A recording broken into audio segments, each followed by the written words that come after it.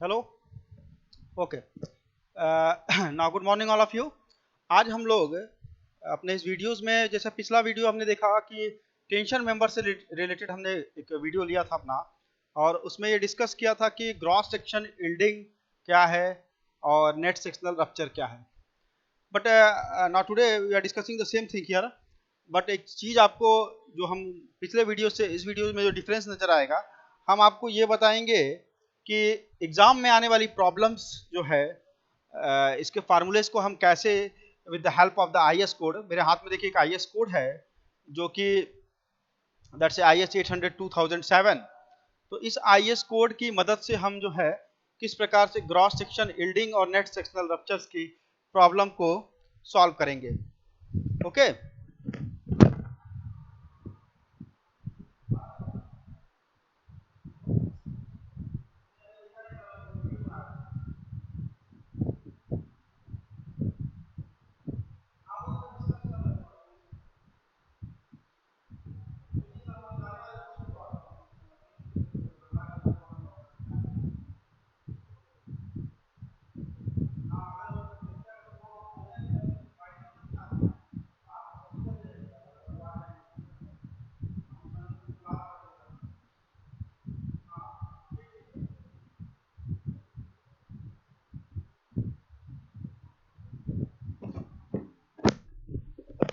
Okay, sorry for that,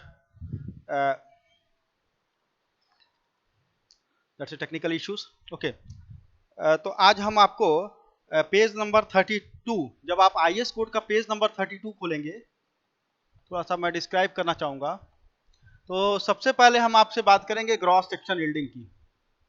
that's a gross section yielding के लिए, ठीक है ना, regarding to the gross section yielding. Okay. तो ग्रॉस सेक्शन यील्डिंग की जब हम बात करेंगे तो देखिए, ग्रॉस सेक्शन यील्डिंग में क्या होता है कि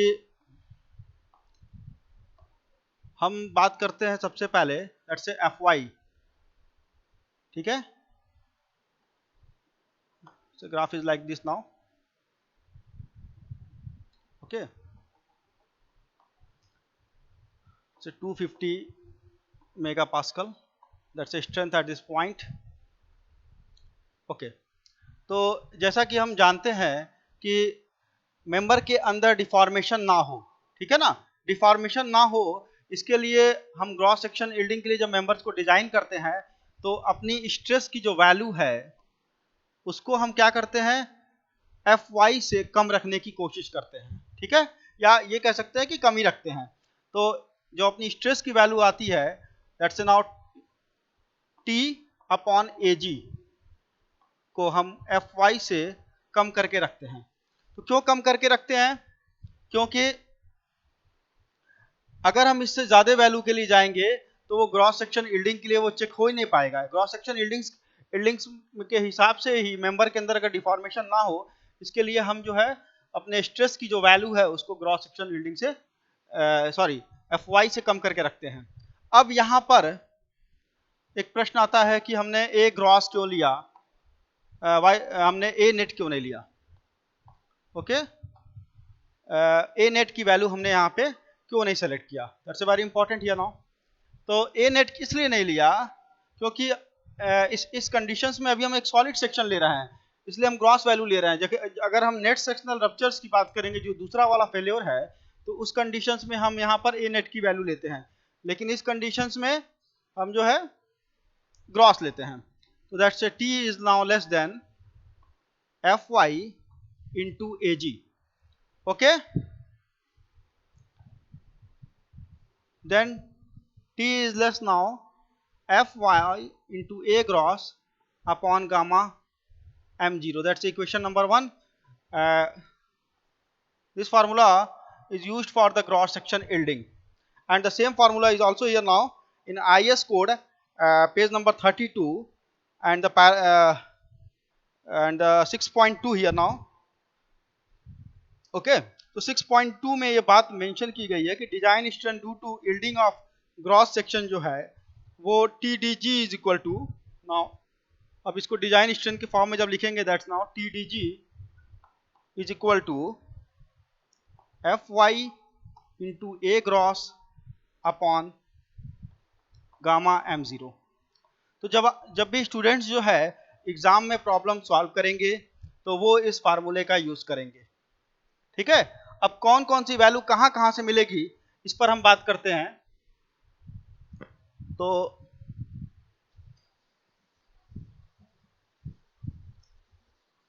हमने अपने प्रीवियस वीडियोस में भी, जो मेरा लास्ट वीडियो है उसमें देखेंगे तो हमने इस चीज़ों को एक्सप्लेन किया है, बट आप IS कोड का यूज करके कैसे इसको हेल्प करेंगे वो आज हम आपको बता दे रहे हैं, ठीक है ना।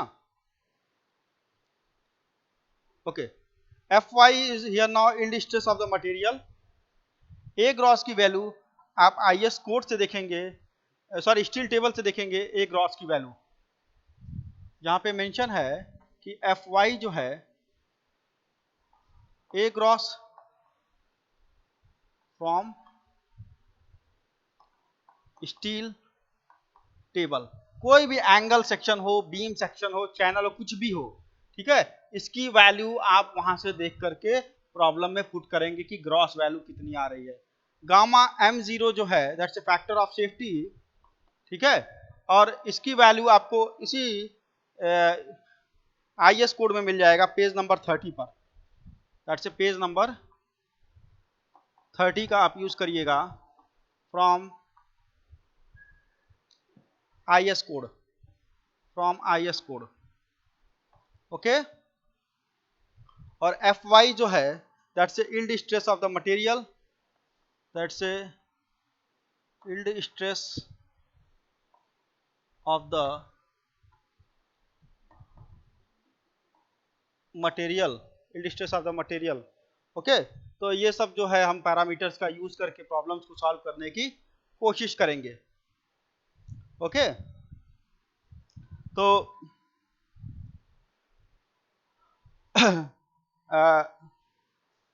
हमको नहीं लगता कि अभी इसमें आपको कोई कंफ्यूजन होगा, ठीक है। तो we already discussed these points in the previous video, but extra चीज जो हमने ऐड की है आप इजीली से प्रॉब्लम को सॉल्व कर सकें, तो उसके लिए हमने यहाँ पे आपको बता दिया है कि आप कैसे with the help of the steel table and with the help of the IS code how to solve the problem, okay. Now अब हम बात करेंगे आज नेट सेक्शनल रप्चर की, okay.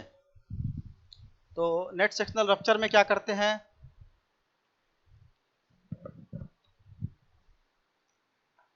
Let's say net sectional rupture, okay. तो देखिए कोई भी टेंशन मेंबर तीन तरह से फेल होता है। First one is the called gross section yielding, that's a gross section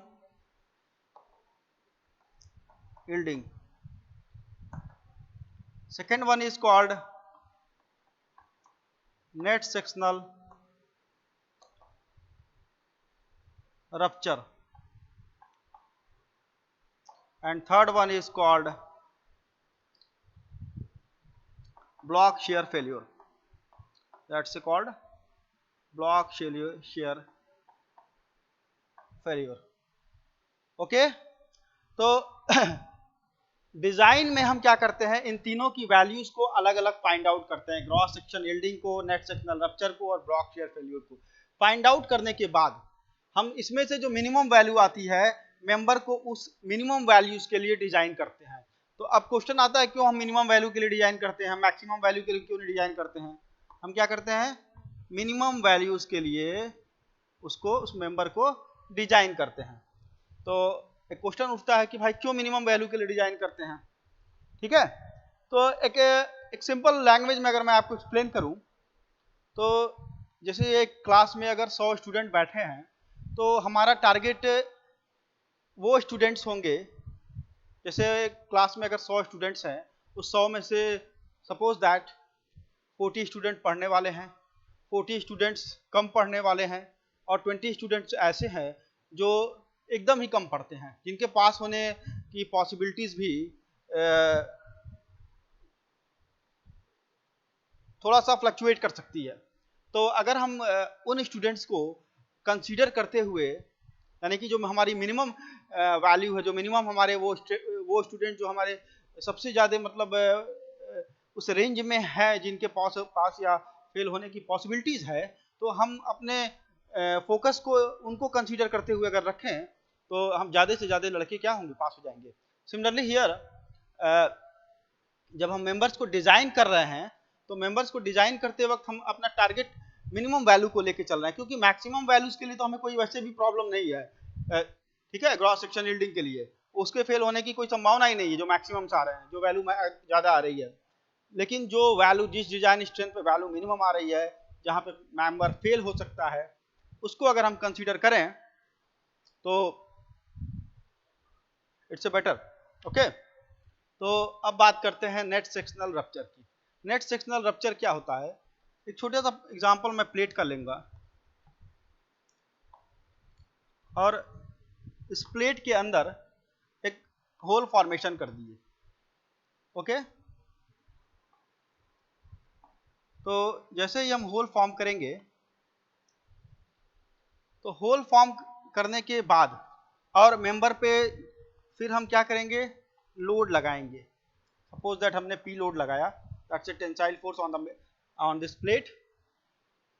तो जैसे हम मेंबर पे टेंसाइल फोर्स लगाएंगे तो क्या होगा कि ये जो सेक्शन है, दैट्स एक्स जो सेक्शन है, इस लाइन पर कहीं फेल होने की पॉसिबिलिटी जनरेट होगी, क्योंकि यही एक वीकर सेक्शन है पूरे मेंबर में। अब क्या होगा कि हमारा मेंबर फेल कैसे होगा? ऐसा क्या होगा कि जब हम टेंसाइल फोर्स मेंबर के ऊपर लगाएंगे तो मेंबर फेल होगा? तो समझते हैं, चलिए। ये होल है, ठीक है। जब इस होल पे फोर्सेस आएंगे, in the sense of the tensile forces, जब टेंसाइल फोर्सेस लगाएंगे हम यहाँ पे तो टेंसाइल स्ट्रेसेस जनरेट होंगी इस प्लेन पर। On this plane there is a tensile stresses are generated on this plane, ठीक है। और फिर क्या होगा कि हम इसको दो रीजन्स में बांट दे रहे हैं। फर्स्ट रीजन्स को हम बोल रहे हैं एफ वाई रीजन्स और सेकेंड वन को बोल रहे हैं एफ यू, ठीक है। दो स्ट्रेस रीजन्स हम डिवाइड कर रहे हैं, एक अल्टीमेट स्ट्रेस है की तरफ जा रहा है और एक जो है यील्ड स्ट्रेस है।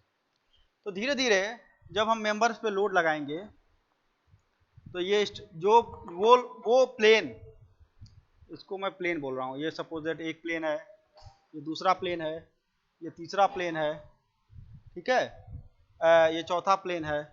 Similarly here is also now one plane, two plane, three plane and four plane, these are the plane, ठीक है। तो अगर हम इस प्लेन की बात करें, that's a plane here now. तो अगर हम प्लेन वन हमने नाम दे दिया 1 2, सिमिलरली हियर नाउ 1 2, ऊपर वाले को 3, इसको बाद इसको भी 3, इसको 4, इसको 4 दे दिया हमने। हर एक प्लेन को एक नाम दे दिया 1 2 3 4, 1 2 3 4, ठीक है। अब क्या होगा कि जैसे ही मेंबर्स के ऊपर लोड आएगा तो लोड आने पे क्या होगा कि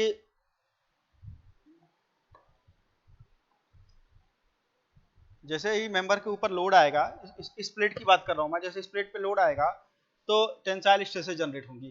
टेंसाइल स्ट्रेस जनरेट होने के बाद वह प्लेन जो इस होल के सबसे क्लोज होगा, सबसे क्या होगा, मैं लिख दे रहा हूं यहाँ पे, क्लोज होगा मतलब नजदीक होगा, उस प्लेन पर स्ट्रेसेस सबसे पहले जनरेट होंगी, ठीक है।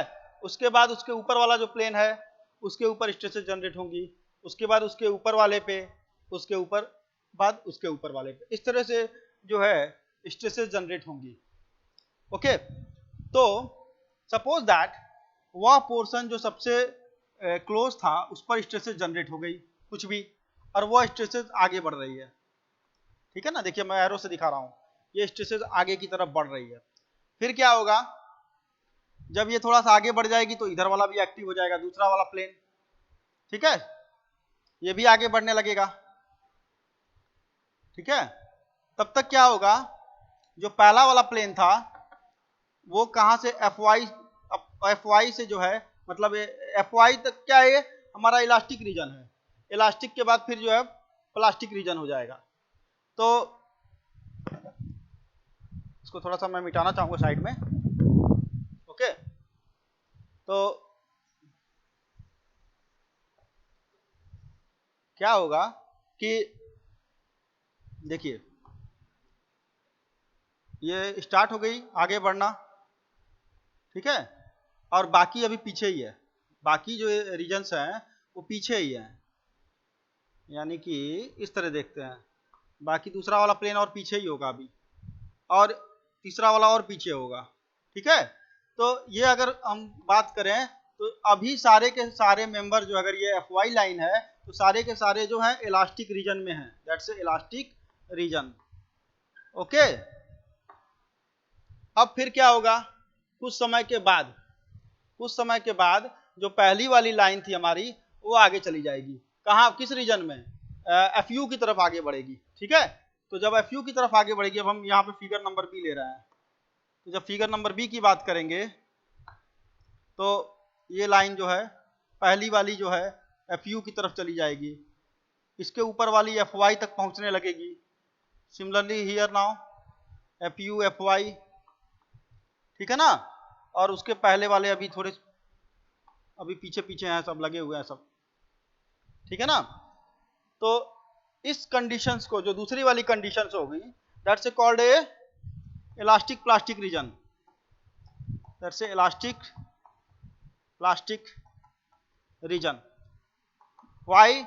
Because there is some particles move in the plastic region, but few others are in the range of the elastics. Okay, तो ये जो है ओवरऑल अगर आप देखेंगे, पहला हमारा इलास्टिक रीजन है, दूसरा इलास्टिक प्लास्टिक रीजन है, and then one another conditions are generated here now, that's a called fully plastic conditions. वहां पे क्या होगा, सभी के सभी जो है प्लास्टिक रीजन्स में पहुंच जाएंगे।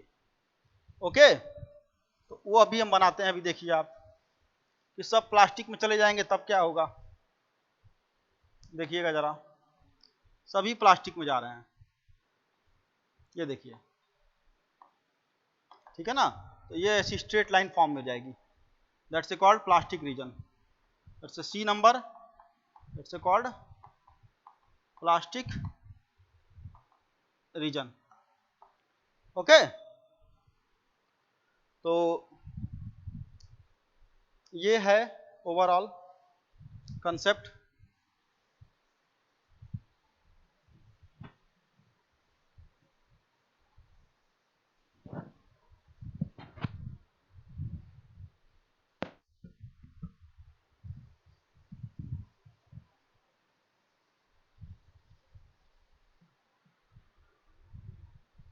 चलिए, now come to the point.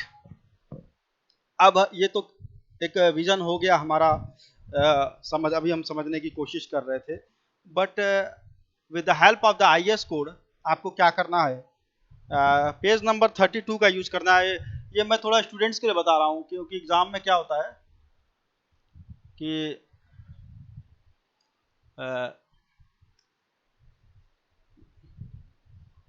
Let's say for net sectional rupture, that's a net sectional rupture, इस कंडीशंस में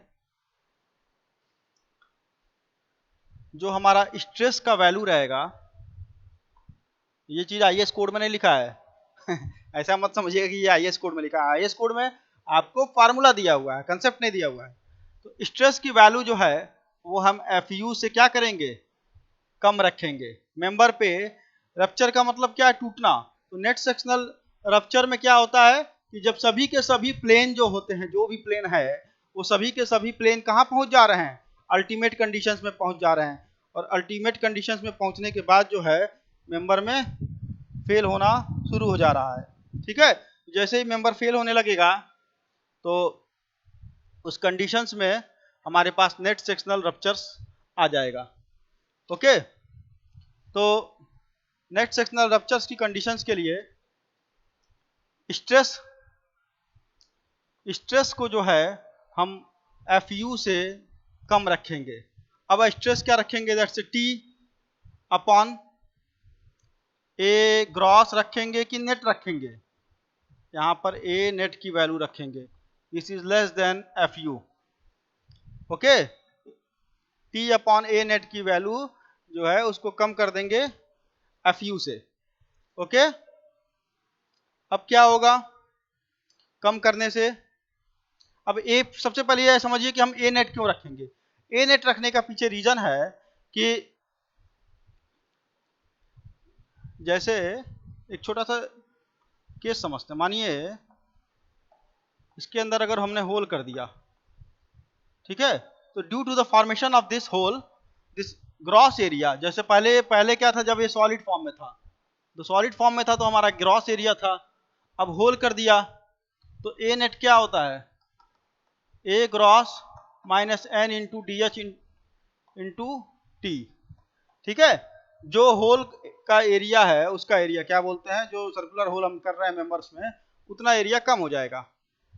ओके, चलिए, तो इसलिए हम यहां पर जो है ग्रॉस वैल्यू ले रहे हैं, ठीक है, सॉरी ए नेट वैल्यू ले रहे हैं, ना कि ग्रॉस वैल्यू ले रहे हैं। इसका ध्यान रखिएगा आप लोग कि यहां पर जब भी नेट सेक्शनल रप्चर की बात करेंगे तो सॉलिड प्लेट के एरिया में से हम जो होल वाला एरिया है माइनस कर रहे हैं, इसीलिए हम यहाँ पर ए नेट लिख रहे हैं फार्मूले में, ना कि ए ग्रॉस लिख दीजिएगा।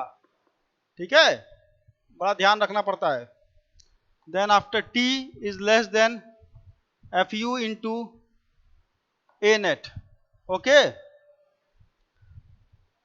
चलिए, then T is equal to FU into A net upon gamma M0।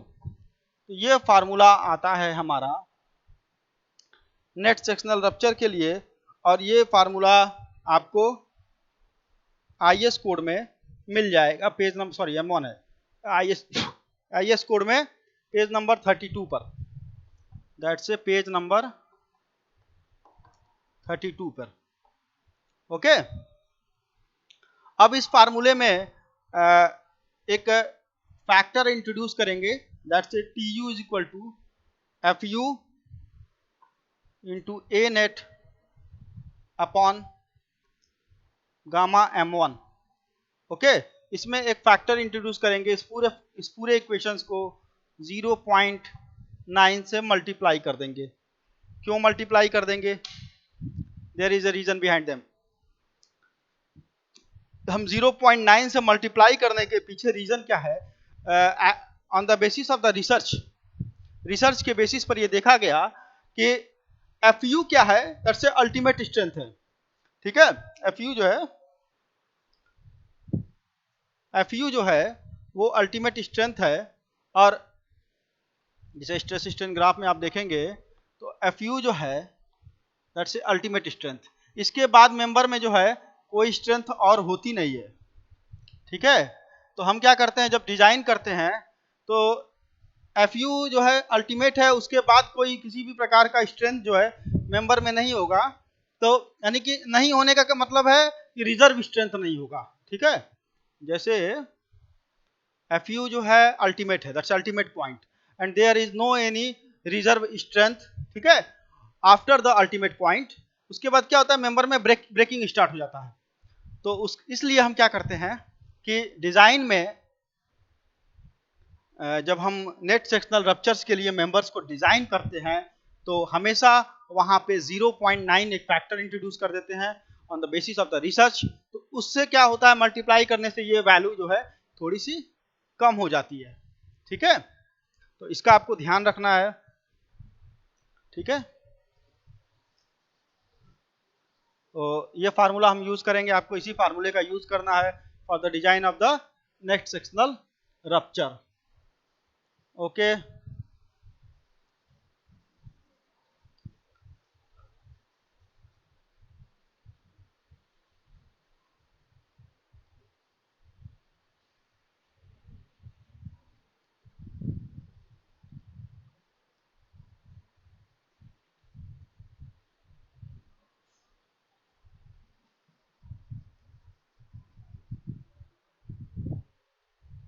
Okay, now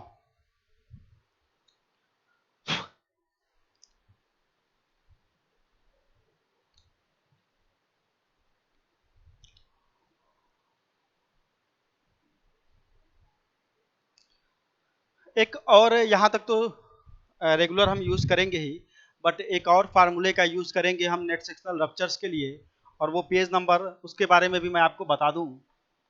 that's A page number 33 पर है, ठीक है। और ब्लॉक शेयर फेल्योर के बारे में हम अगली क्लास में डिस्कस कर लेंगे, या अपने नेक्स्ट वीडियोस में डिस्कस करेंगे, वॉट एवर में भी। तो आपको मैं थोड़ा सा बता दूं कि the rupture strength of an angle, जब किसी एंगल को, ठीक है, किसी प्लेट के साथ कनेक्ट करेंगे लाइक दिस नाउ, ठीक है। तो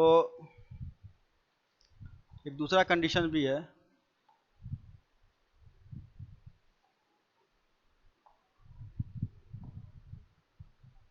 this is here now,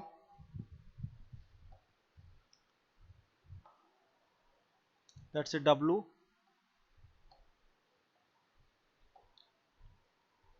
that's a W, that's a thickness T,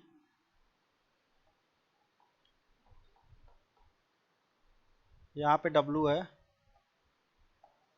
that's a W, ठीक है। that's a, यहाँ पे IS कोड में आपको सब, ये आपको कुछ करना नहीं है, आपको सिर्फ जो है IS कोड पे नजर बनाए रखना है, और उसके हेल्प से जो है आप इसको सॉल्व कर देंगे। BS बराबर W, ठीक है। ये अभी मैं आपको सिर्फ दिखा रहा हूँ कि आप जो है किस तरह सॉल्व करेंगे। ये कनेक्शन है अगर बोल्ट लगा हुआ है तब, और ये है जब वेल्डिंग किया होगा तब, दोनों अलग अलग कंडीशन है, ठीक है। Problem according to the problem हम इसको देखेंगे। ओके, देखिए यहाँ पे लिखा होगा BS is equal to now W plus WT minus T, ठीक है। T is the thickness of the leg. Okay, तो जब रप्चर्स के लिए एक फार्मूला कोड में लिखा होगा, that's TDN is equal to now, IS code में लिखा होगा 0.9 इंटू ANC इंटू, फार्मूले को याद करने की कोई ज़रूरत नहीं है किसी को, ये नहीं कि आप लगे इसको याद करने से कोई फ़ायदा नहीं है आपको। AGO into FY upon gamma M0। Okay, now beta is equal to 1.4 minus 0.076 into W/T into FY upon FU into BS upon LC which is less than or equal to FU into gamma M0 upon FY upon gamma M1, okay, is greater than 0.7। Okay, तो ये फार्मूले का हम use करेंगे, ठीक है। ये अभी मैं सिर्फ आपको ये जो पूरा टर्म है इसका एप्लीकेशन मैं आपको बताऊंगा अपने नेक्स्ट वीडियो में, to how to apply this formula. लेकिन मैं आपको ये चीज़ बताना चाहूँगा कि अपने जो नेट सेक्शनल रप्चर्स के जो कुछ केसेस होंगे उसमें इस फार्मूले का भी यूज़ होगा, और ये फार्मूला या ये पूरी कंडीशन जो है आपको सिर्फ जो है with the help of the IS code and page number 33 जो है आप डाटा को पुटअप कर सकते हैं, ठीक है। तो आज के लिए रहने देते हैं, for the next video. Okay, thank you everyone.